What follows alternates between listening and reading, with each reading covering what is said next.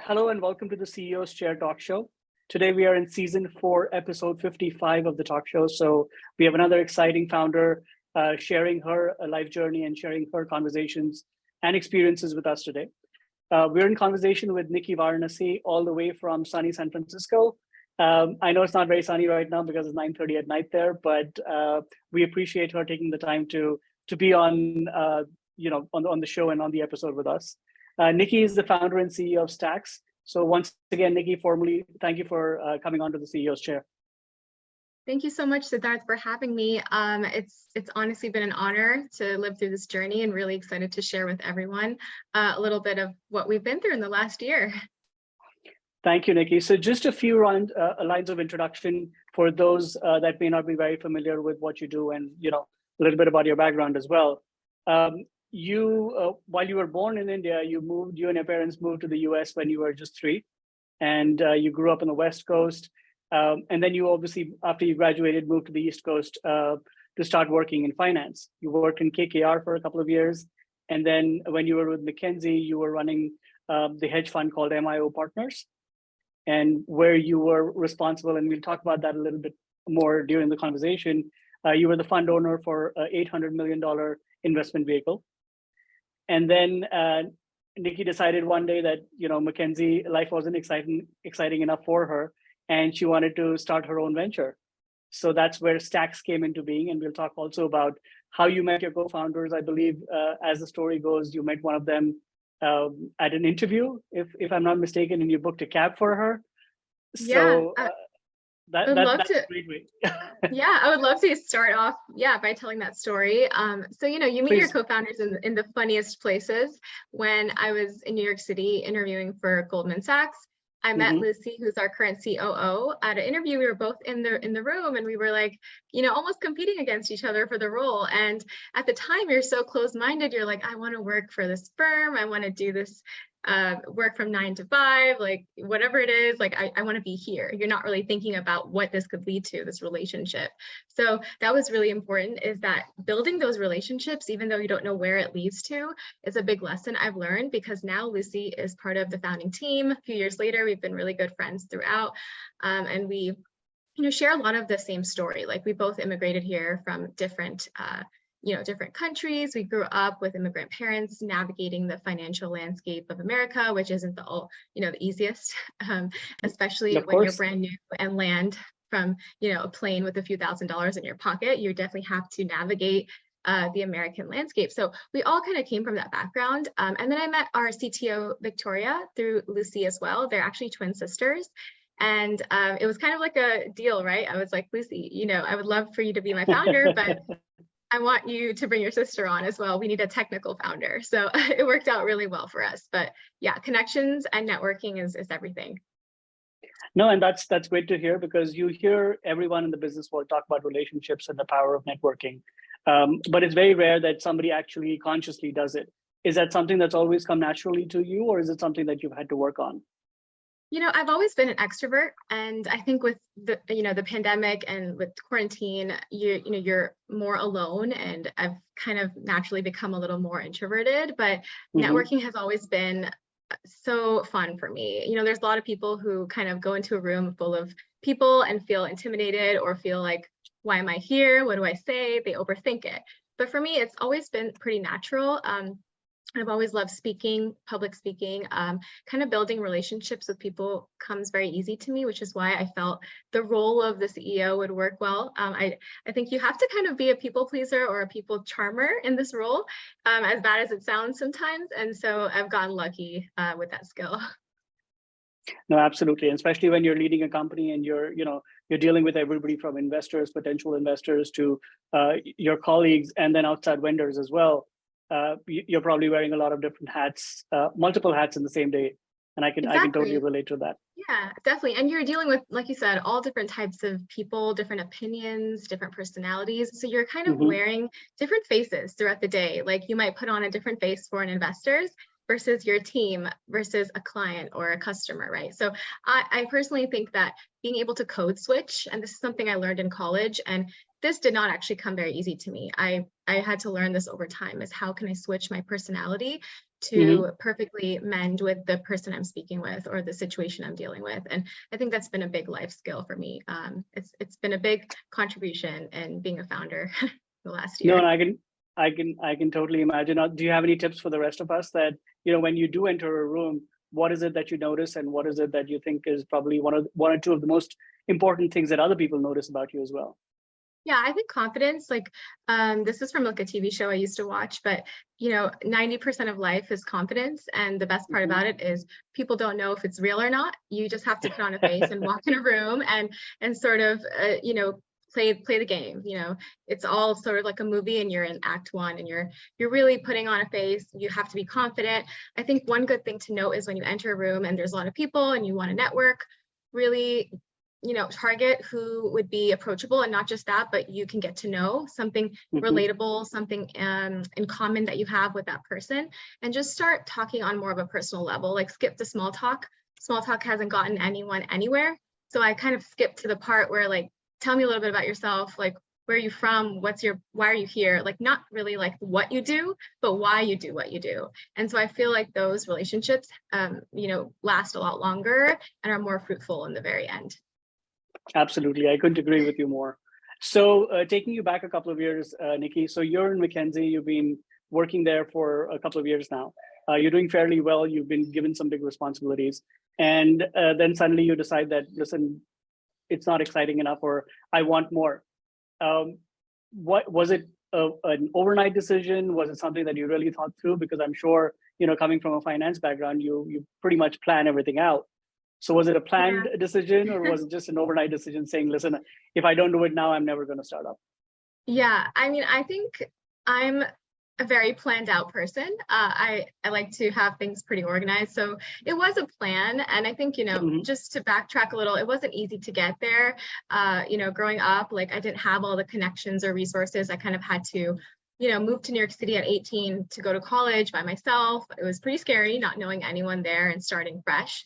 And you just had to navigate it. And there was no like connections I had to get this interview or get this job. You sort of had to study well, work hard, and network as much as possible, and interview and grow your skill set. So it wasn't easy. And I think growing up in a South Asian community in America, there's a lot of pressure to go to these firms that are safe or provide a lot of comfort in terms of you're not stressed or you're not thinking about what happens in the future.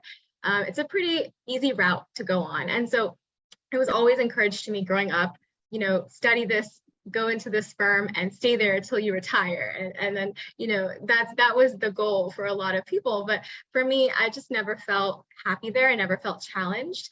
I think risks were never encouraged growing up. Like it was always a safe route, like I said. So particularly, how this whole thing happened was I started the idea of Staax in December 2020. Initiated like a prototype, a business plan, and then I went to Lucy Victoria. We formed a team. We started building out a more formal prototype, and then we went to investors with it. We ended up getting into Techstars, and I always had a confident side of me that knew this was going to work. So I actually put in my resignation to McKinsey in June when we got into Techstars in July. So there was like this hunch I had. It was just a feeling that, we're getting somewhere with this. Correct. At the time we were doing user testing, we were talking to a lot of people, getting feedback, and overall it was positive. So given that and all that data, that was a no-brainer for me to put in my resignation and go full on with this. No, that's amazing. So you did a lot of the groundwork and you did a lot of the prep work while you still had a full-time job at McKinsey, correct? Yeah, exactly. It wasn't easy. It didn't feel right. I wasn't working on this during corporate hours, of course, but I think it wasn't, it wasn't like a great balance at the time. And it was just like working at McKinsey all day, then all night I would work on the company. And I think that's what you have to do in the initial stages. You sacrifice birthday parties, weddings, nights with friends. You just have to do what it takes. But after I had resigned at McKinsey, I think it was just a lot of relief, but it was very bittersweet. It was kind of like a new journey I was embarking on and didn't know what would happen. But McKinsey, like I knew exactly where I'd be in 5-10 years. If I followed the path, I'd be promoted to here and this and that. So I think, doing both McKinsey and startup in the beginning was tough, but I definitely became a lot more efficient when I went full time on it. No, that's definitely reassuring to hear as well, because a lot of, I mean, there's so much conflicting advice out there, right? Everybody, either people are saying, you know, you need to go all in into your startup dream, or they say that, you know, you run a side hustle on the weekends and after hours. And like you said, there's no one path to get to what you want. You just need to figure it out for what works for you. Yeah. So Yeah. for those of us, Nikki, that are, I mean, you know, I've lived in the US for a couple of years, but a lot of the audience members may not have. How difficult was the transition from the West Coast to the East Coast? And can you give us a little bit about your time at KKR and McKinsey, and how easy or difficult is it for a woman leader to find her way through the world of investment banking? Yeah. So I'll say first off, I grew up in San Francisco Bay Area. So originally from the West Coast. I always knew I would come back, but I went to New York City to pursue finance because my goal had always been venture capital. My passion for this first started in high school when I would binge watch Shark Tank, and I would watch all these founders pitching these great ideas, you know, impacting lives, creating jobs. And I really wanted to be on the other side of that, you know, funding these dreams, right? So I've always wanted to be the shark per se. So I went to school to study finance, wanted to be in venture capital, but when the pandemic hit, I had moved back home to be closer to my family. And in that way, I was actually applying to a lot of VC firms to work at in the Bay Area. And I realized, why do I want to do this? And also how do I invest in top founders if I can't understand what a founder has gone through? And I realized, like, you know, I kind of need to go through this to invest in the best founders. So that's when I really, you know, started having that like knack for like curiosity and creating new products, looking at what's on the market, what problems, what gaps to fill. So that's the story. And then in terms of like a shift, it's a big culture difference. Like on the East Coast, especially in New York City, it's like a workaholic culture. You're working all the time. I remember like there would be nights where like interns would just like work all night and then get a hotel room across the street, and they would sleep for like 4 or 5 hours and then go right back to work. And so that was like the culture there, right? And it's a little bit different from the Bay Area. There's obviously a big work culture, burnout culture everywhere, but New York City is like known for that. So my time at KKR was very similar to that, but it brought me a lot of benefits in terms of network. And I got to really see how, I guess, you know, wealthy people live, because I had worked with a lot of wealthy clients, and I would manage their portfolios and look into their lives. And I would really get a glimpse of like disparity. So they're investing on a weekly, monthly basis. What about everyday people who should be investing? And there was just this big gap when it came to retail investing, which is why, you know, Staax was born. And yeah, I think like having both sides of the story have really made me who I am today. Like I had that side of me that went to New York for 6 years, like had that grit, grew up in that tough lifestyle where the city like knocks you down 8 times and you get back up 9 times. And then I came back to the soft side where my parents live, and you know, I get nature and work-life balance. So I have both sides of me, and I'm very thankful for the experience.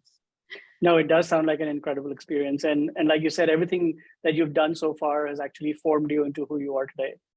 So after working those 18, 20-hour days, I think working as a founder is a breeze, right? There is, you're like, it really can't be tougher than working as an intern or as a, you know, as a leader in KKR or in McKinsey. Yeah, it really is a good foundation to go by, because once you've been through that, you know, you feel like you can do anything after that because you've been through the worst per se in a way. And also just to your point on being a female in that space, it's rare. Like there's not a lot of people or females that are working in finance at the time, and now it's obviously increasing, and I'm very happy about that number. But when, you know, I was first interviewing, a lot of the teams were like mostly white straight men, and that's the cold hard reality of working in corporate finance and Wall Street. So, you know, I think with that being said, it goes the same in female entrepreneurship. There's not a lot of female entrepreneurs out there. So really looking forward to being that inspiration for a lot of young girls who didn't have like figures like me. You know, the typical CEO doesn't really look like me. So it's very important to you know, showcase that side of me where growing up, like I didn't have an idol to look at. So yeah, super important. No, I'm sure. And I'm sure you're already inspiring people in hopefully the show, once it airs, will also help inspire a lot more female founders to start up. I'm already getting questions from the audience, and this is actually related to your previous answer. Sarah is asking that, do you think it's better to start up straight out of college or wait for a couple of years and work a job before I start up? Yeah, so that's a good question. There's a lot of amazing founders, as you know, who have literally dropped out of college to start billion-dollar unicorn companies. So there's no real formula for it. It's what you feel you're ready for. You know, I think that in the early stages, if you're looking for venture funding for your startup, it will be beneficial to have a strong team with a strong background. I'll be honest, going through our fundraising process, a lot of firms look at our backgrounds. They see that we worked at KKR or McKinsey, or Lucy's worked at the White House or Goldman Sachs, or Victoria engineered at Coinbase. And they see that and they feel more confident or comfortable. And, you know, I wouldn't like to think that's standard, but I think if you're a first-time founder, it can only be beneficial for you if you do have a few years working under your belt. But again, like, the market moves very quickly. Problems are being solved every day. So if you have a startup, you know, if you want to start a startup that's solving an immediate problem and it needs attention right away, like, don't wait and waste your time in corporate. Just get started and learn along the way. It's better to learn by doing than just watching or reading a textbook. So yeah, I think it's really up to you. It's I don't know if I answered that correctly. No, I think I mean there's both sides, right? There's a lot to be said for working a couple of years, making mistakes on somebody else's dime rather than having to make mistakes in your own startup and burning through investor money, versus getting an early mover advantage and then starting up and you have a brilliant idea that probably will not be as brilliant or as innovative 2 or 3 years down the line. So like you said, I think there's, people really need to weigh it out. Yeah, and it's like all the experiences to date create who you are today. So just weigh that in. Like, if you want to go work at a corporate job for a bit, make sure it's worth your while and you're growing as a person. Don't sit there doing, data input or like making copies or something. Like, make sure that you're challenging yourself in whatever you do and growing every single day. If you're not seeing growth or you're not being challenged, it's time to leave and move on and do something better. So yeah, I mean, I would recommend that it would be only beneficial if you take some time in the first few years out of college to go work for a firm, like you said, make some mistakes on someone else's dime and go from there. Yeah. No, thank you. And this is a follow-up question to the question that we just talked about earlier. You work both in corporate finance and you're now leading and running your own startup. If you were to talk about differences in skill sets, and they say that one of the most important or one of the most difficult personal development journeys is when you are a founder, because you're forced to level up yourself and your own skills in order to lead a team. So what would you say the differences between working in the corporate world versus working in your own startup? Yeah, that's a great question. There's a lot of differences, but similarities. I would say in corporate, you have to be able to learn quickly. That's where like you said, you make the most mistakes and you learn quickly and you move fast. And I think the next biggest thing is take initiative. Be a leader in a comfortable place to prepare. It's better to prepare in those settings, and you oftentimes have more people above you in corporate. So learn from them. Take all the good skills. Take the good and bad. I think weigh it out, and that's the biggest thing I would take away in corporate. And there's also not a lot of room for creativity. So master the structure and make processes more efficient. So I would say just like go about everything in the current corporate structure, because a lot of corporate firms don't switch the way they do things for a long time. It's pretty set in stone. Go in and just like try to make things better and try to make things more efficient. And that's like your first taste of learning to be a founder in a corporate setting. And then going, into the founder mindset, I think a skill would be, being comfortable with chaos and less structure. Just go with the flow. Don't overthink it. Another thing is like know how to bring people together. So, a lot of teams, they need to have a visionary, a hustler, and a hacker. That's like the perfect founding team, in my opinion. And so make sure you know how to bring people together. You kind of need to be a little bit of a people person or know how to talk. Or again, I think it's very important to learn public speaking skills. You kind of have to be a charmer. And then as a founder, the last skill I would say is like master the skill of detachment. So like, don't ever be attached to anything. Don't be attached to an idea. Just focus on the problem and the vision and who you're solving this problem for, and it'll get you really far. So I think those are the biggest skills I would say. Okay. No, those are great. It's very interesting that you talk about detachment, right? Because it's almost like a double-edged sword. Because everybody talks about having to be very passionate about what you do, and that passion has to come across to the people that you're hiring, your potential partners, your investors as well. And it's a constant balancing act, in my opinion. Whether you're too passionate or you're too detached, you can't be either.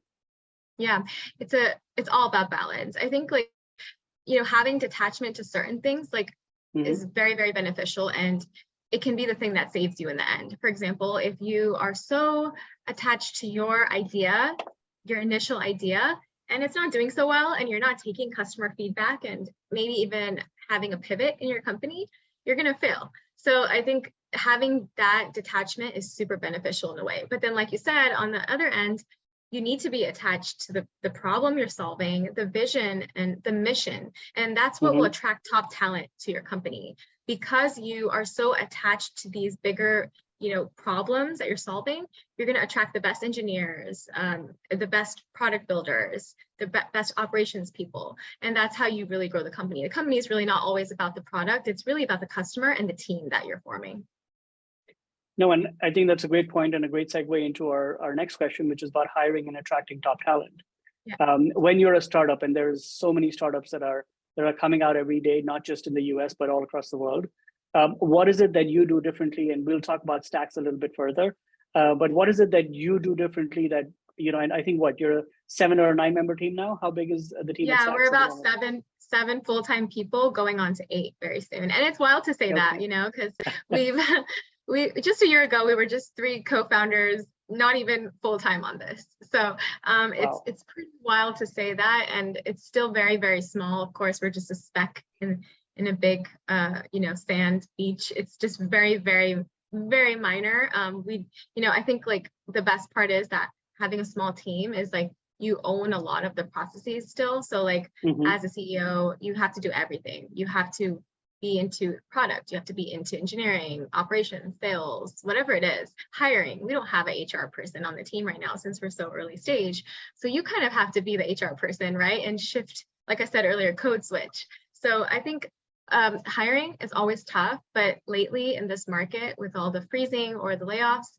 kind of working to our advantage because a lot of top talent is looking for new opportunities. So I would say for founders right now, just take advantage of this, but also don't be that founder that overhires in this market and then they need to cut costs because of a recession, which is currently happening in the US. And I would say, then you're going to look like the bad guy doing layoffs yourself. So don't go, eagerly hiring and overhiring.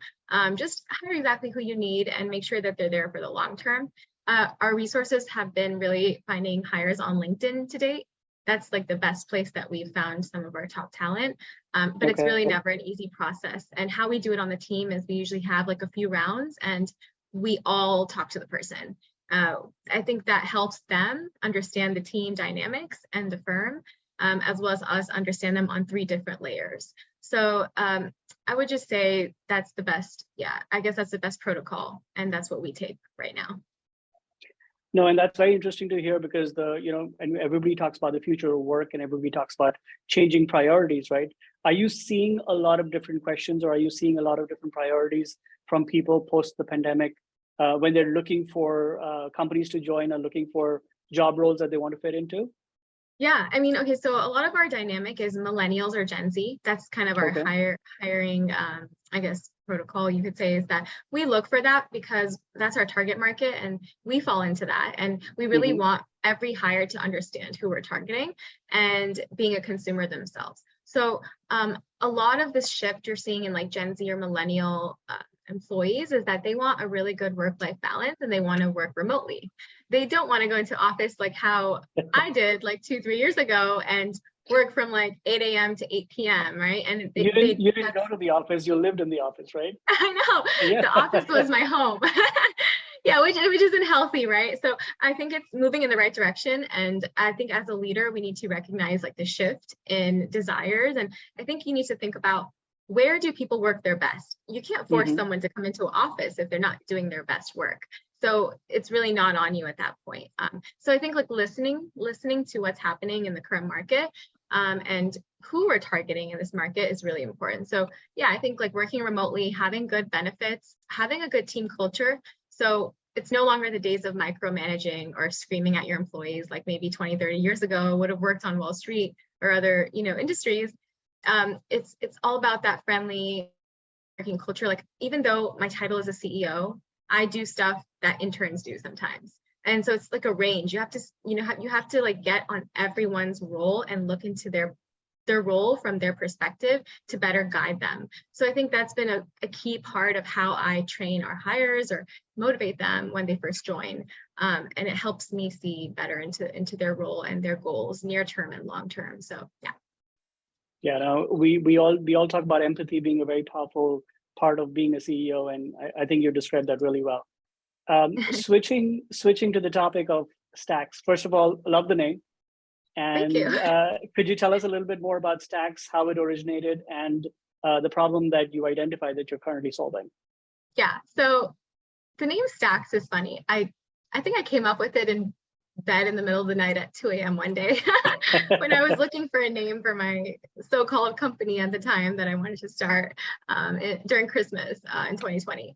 So, it's funny, right? Because I think about money, I think about wealth, growth, and all that really means is stacking. It's growth. Stacking is basically like growing your wealth. So I think that's where the name came from, is like, and the logo too, it's like 3 stacks of coins. So Okay. that's sort of the origination. There's nothing too deep there, but I think it really symbolizes the growth of wealth, and that's for generations to come, and the unlimited potential. So, and then, jumping into what we do at Staax and the problem we're solving, well, we're really focused on peer-to-peer payments and assets. So helping individuals grow their wealth passively through everyday transactions, basically embedding investing into lifestyle. So, you go out to eat with your friends, you want to pay them back in stock, you could do that. You don't have to pay them back in cash, where it'll probably sit there, take forever to transfer to a bank, and actually get hit with inflation. So instead, I could send them $20 of Tesla stock instantly, and it automatically invests long-term. And I think that's really important, is get the youth started in building wealth long-term. If you had just invested a few $1,000s in Amazon in 1999, you would have had over $1 million in your brokerage to date. So I think long-term steady investing is very, very important, and consistency. But a lot of what Gen Z sees in terms of problematic on current platforms is really that transparency. And a lot of their data is currently being sold. So if you're on a Robinhood or on a Charles Schwab, you're really getting all these data thrown at you, like what is this price, this historical chart, you don't really know where to start. It's overwhelming for someone who's not fluent in finance. So I think what we really want to bring to investing is that transparency aspect. We want to build a community. We let users see what other users are trading, click into their portfolios, see what their favorites are, and actually invest in your peers, invest in your community, and get that data back in your hands. So you're in charge of your data and your payments. So I really like that concept, and I think that's something Gen Z is really looking for and lacking in the current market. No, and I couldn't agree more, because I speak to a lot of people, especially who want to get started into investing and wealth management, and everybody talks about frictionless, right? I want to do what I want to do with as few clicks as possible. And I also want the company not to make me sound like an idiot by throwing all of these figures and all of these terminology at me that I don't necessarily want to know about. So I love the vision, and I'm all for you trying to even in some way democratize the entire process of investing as well. Yeah, exactly. It's all about transparency at this point, and Gen Z and millennials really focus on impact investing. We've seen that it's not historically like, they see stock price has been doing well, the company's doing well, I'm just going to invest. No, it's not like that. Gen Z really looks at, is this company being environmentally safe? Are they standing for LGBTQ rights? Are they impacting the world in a different way? And then they invest with their emotion. So we really are catering to that group of people. And that's really the generation that's upcoming. And I think a lot of the current influencer market, for example, like TikTok or Instagram, a lot of people buy from these people, not necessarily an ad from a corporation that they see on a website or a billboard. They look at these influencers day to day that they can relate to, and they buy from them. So I think that's really a lot of our marketing strategy is going towards impact investing, getting Gen Z to get on board with people they can relate to. So yeah, I think it's a very powerful force. Well, no, it sounds like it, and I'm sure you've already seen a lot of early traction, and I'm sure it'll continue to build up as well. Yeah, yeah, really looking forward to our launch very soon. Good, we're all looking forward to it. So switching gears a little bit, Nikki, working with co-founders, this is one popular question that I get all the time. Is it better to start up on my own? Is it better to start up with co-founders? And if yes, what kind of co-founders do I look for, and what kind of personalities or skill sets do I look for? So some thoughts from your experiences. Yes, no, I definitely agree. So like I said earlier, you really want to find like a visionary, a hustler, and a hacker. I think that's very, very important to know when you're building a team. You need someone who's there to build the vision and see the future and understand, the vision, the mission, whatever. You also need a hustler, someone who's like a task manager, always on top of everything, operationally guiding everyone and keeping track of deadlines. And you also need like a hacker. And this is specifically on product, I would say. Someone who's really, really interested in the product and how to appeal this product to a large group of people. So I think finding those three personalities is tricky, but it'll do wonders. And so I think having co-founders is very important. There are instances where solo founders do well, but at the end of the day, having a team takes a lot off your own back. And I think that's very important. You also need time to think. As a founder, you can't be doing everything. And I've noticed this is that when I'm booked up on a specific day and I don't have any time to just relax, I'm not thinking, I'm not imagining, I'm not really planning in terms of the future, like what's going on. I'm literally just doing. So in that aspect, it really helps to have founders to kind of take time. And I think everything is balanced. So I would say, highly look for these three people. These types of personalities is very important. And just keep an eye out for inconsistencies, because I know that a lot of early stage startups fail because of founder relations, or just they're not the right people to solve the problem. So in the early stages, team is really everything, I would say. No, I think that's extremely important. Any tips for getting along with your founders, or how to vet your founders before you start? Did you have a process in mind, or do you think you just got lucky with finding the right people? Yeah, I mean, lucky for sure, I would say, but I think it helps to know someone that you've known from a long time. Like Lucy and I met years ago, and I kind of knew her work ethic, her work style, her personality, very type A, just like me. We work well together. So I had a feeling. But one thing is that you're not going to stay the same person at the beginning of the founder journey at the very end or throughout. So you're always going to be changing who you are. And it's really a learning lesson every single day. You're never going to know entirely who your founders are or how they work.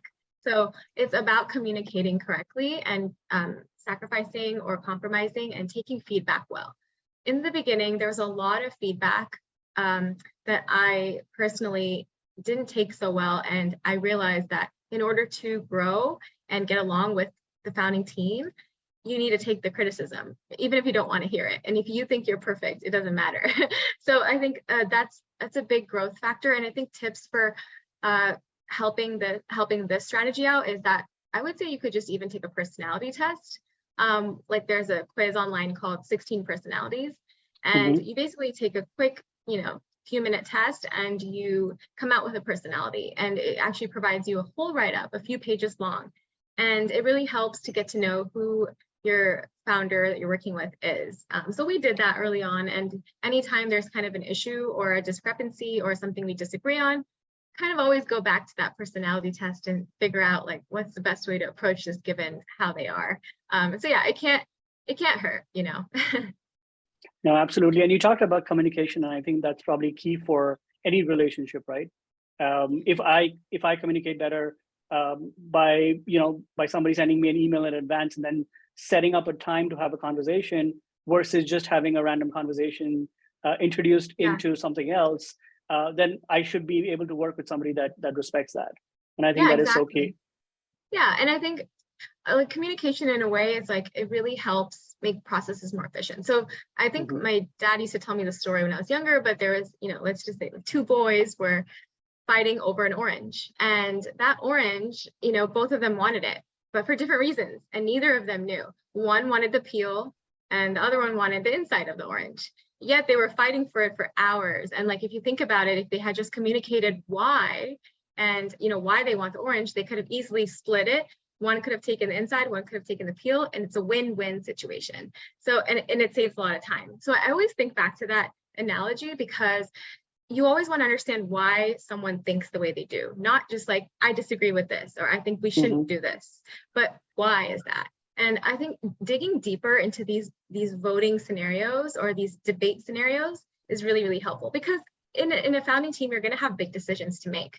And you're going to have to make those very quickly. So having an efficient process and communicating correctly is very, very important for sure. Yeah, and the last thing that you want in a founding team, especially with 3 founders, is a blame game or somebody turning around and saying, listen, I told you so. We decided to go with your point of view, but now look how it turned out.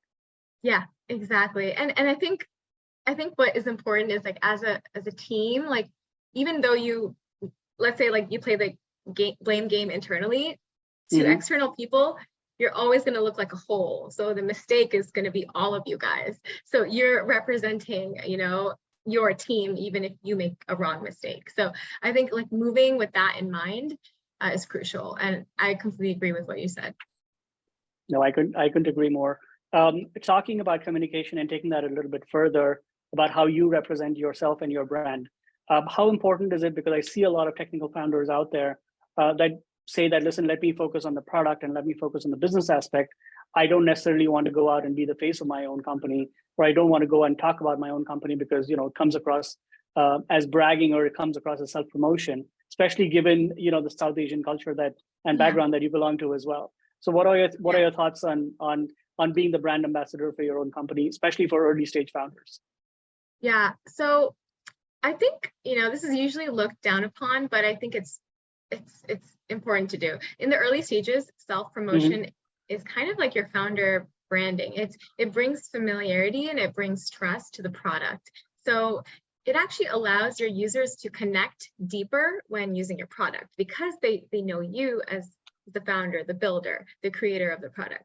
So when they connect with you, it's more of a seamless transition. And I use a lot of promotion tools nowadays, like LinkedIn or Twitter, and you're going to see a lot of founders like writing blog posts or taking stances on different articles or political stances, because they're building their founder brand. They're building a community, building a fan base around them, which really can only help your company or help your product.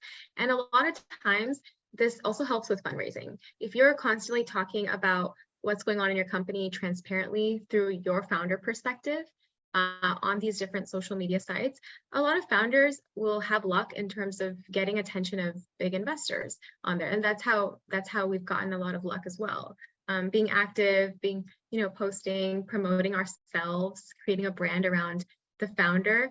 And then, in the early stages, like I said, team is everything. So it really helps with fundraising. And then with customers, like I said, it really helps when using your product, because you've already built that trust with them.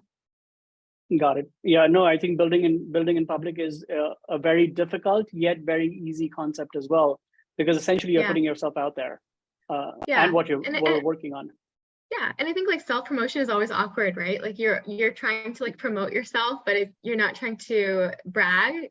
It's a very delicate line, right? So I would say, and also in South Asian culture, like you're really taught to not talk about yourself, especially women. And I think it's something you just kind of brush off, and you never promote yourself or talk about what you've done. And there's also something called like evil eye, if you follow. So I think it's like really just like talking about yourself, promoting yourself, and then something bad happens to you because someone out there is jealous or whatever. So I think a lot of South Asians believe in that, unfortunately. And I grew up with that instilled in my mind due to a traditional family. So it's always been tough for me to promote myself.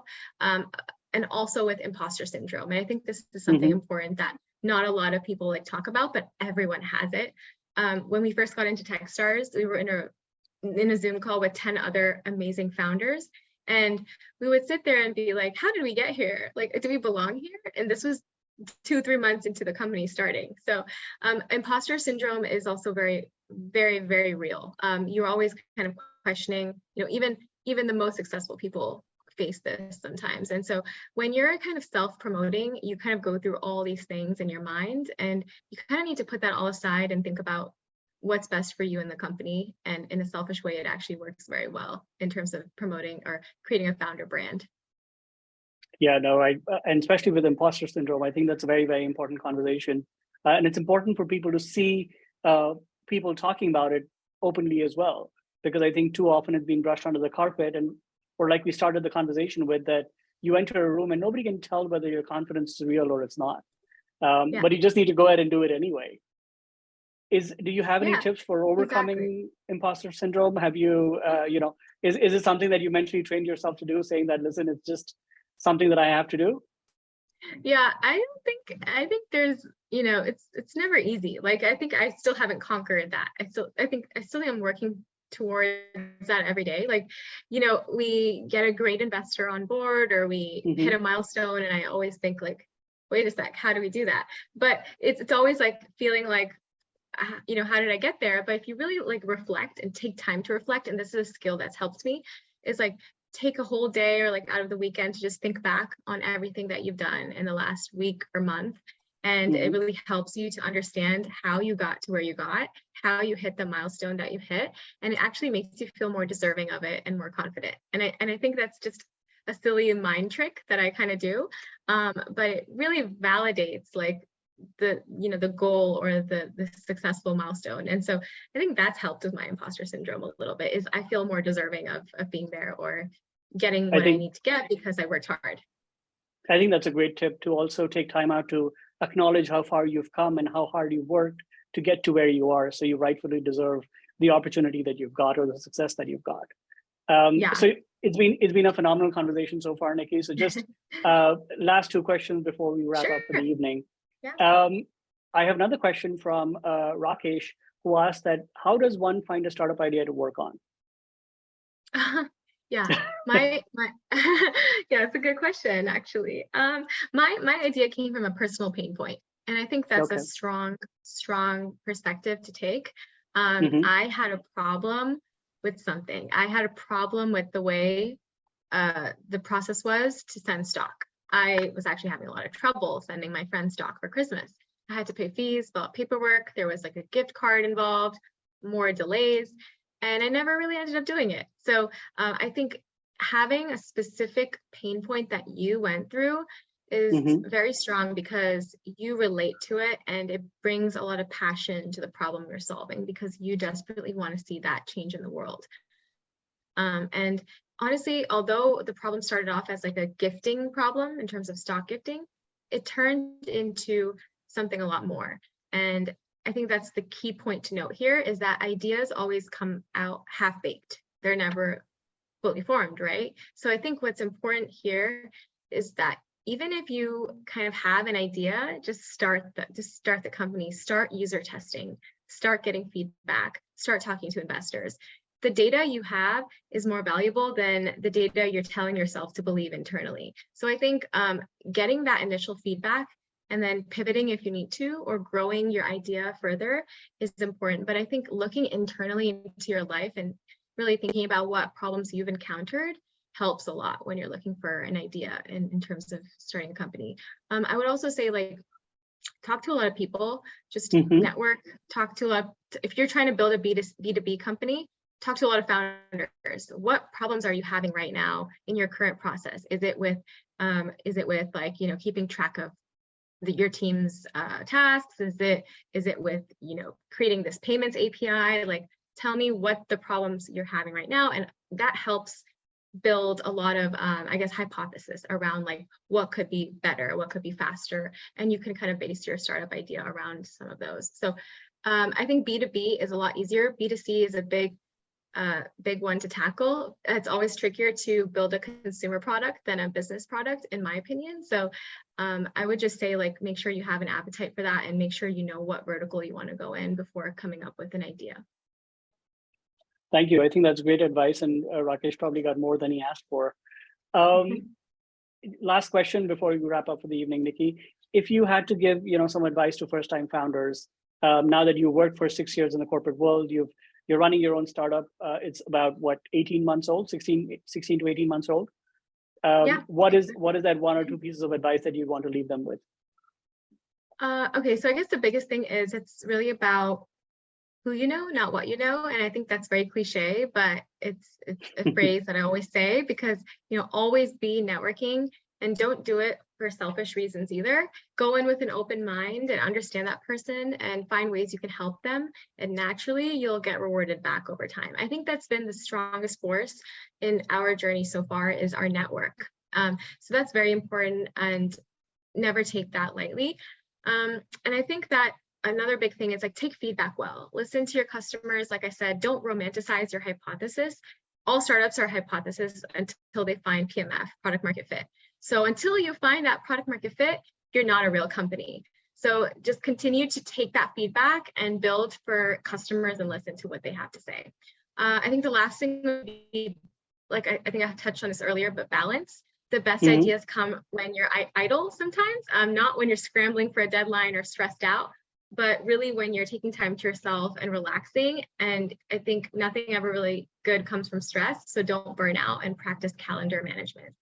So I think those are, like, the biggest tips I would have. Thank you. So Nikki, it's been a phenomenal conversation, and I know you've already had a lot of early success. You've already raised close to $2 million in pre-seed funding. So congratulations on that. I know you're also in talks with other investors to raise future rounds. So all the best for that as well. And again, thank you for the conversation. It's been very inspiring personally for me to be able to have the conversation with you as well. And I wish you and your co-founders and Staax massive success and everything moving forward. Thank you so much. It's been an honor to share my journey and a little bit of wisdom. I'm still learning as I go, but really appreciate you having me on here to share my journey so far. And yeah, keep me posted and keep updated. If you ever have any questions, anyone has any questions on this call, feel free to ping me directly. I would love to help in any way possible. Absolutely. And what's the best place to reach out to you, Nikki? Is it Twitter? Is it LinkedIn? Yeah. Where are you most I would active? say Twitter DMs. I think LinkedIn is a lot more active. And I think those are the best two places you can get a hold of me quickly. And I'm always here, whether you're just a founder just beginning your journey or later stage, or just anyone who has a question on our product. Yeah, just feel free to ping me anytime. Perfect. So again, signing off, this has been another phenomenal conversation on the CEO's Chair. Look forward to seeing you all next time. Thank you, Nikki, and have a good night. Thank you. Bye.